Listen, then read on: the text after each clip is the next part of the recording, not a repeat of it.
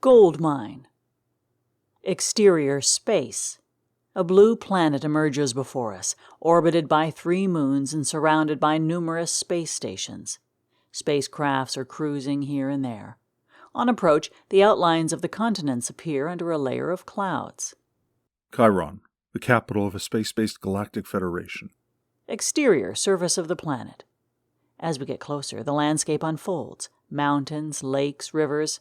Descending lower, forests and croplands are visible. Above the landscape, a futuristic multi-layered gravity highway stretches. A city appears in the distance with the most impressive buildings. A world where genetic modification provides lifelong immunity. A world where dishonesty is a disgrace. A world where there are no schools, yet everyone is educated. Exterior, city, day. An impressive view of the city. There are many hologram advertisements, mostly of nightclubs and discos. These and many other scientific achievements came after the discovery and mastery to perfection of sterile isolated reincarnation. This allowed the most outstanding scientific minds to endure and continue crafting this world for thousands of years. Exterior, city, party on the terrace, day. We arrive above the terrace where a party is taking place. Music, dancing. All people there have striking purple eyes. A woman at a railing smiles, stroking the cheek of a man standing next to her, who reciprocates with a smile. The woman sips her drink, then leans against another man on her other side. She then turns to face him.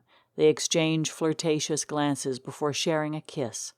Behind them, people dance, swaying with a sensual rhythm. After a moment, the woman, casting a playful look, leads both men through the cheering crowd toward the exit. However, over time, the availability of reincarnation for all has brought severe consequences to this world. The culture of widespread promiscuity has led to serious demographic problems. Raising children has become a forgotten relic of the distant past.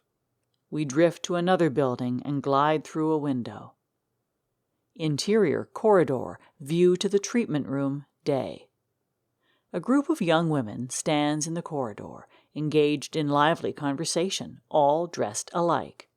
They approach the glass and nod to their female colleagues lying on beds, covered from the waist down with a hologram undergoing medical procedures. To preserve the population and ensure the continuity of its genetic immunity, a 2-year insemination service was imposed on young women. The door to the treatment room opens. A nurse comes out, followed by a cart with incubators containing purple liquid. A close-up of one incubator.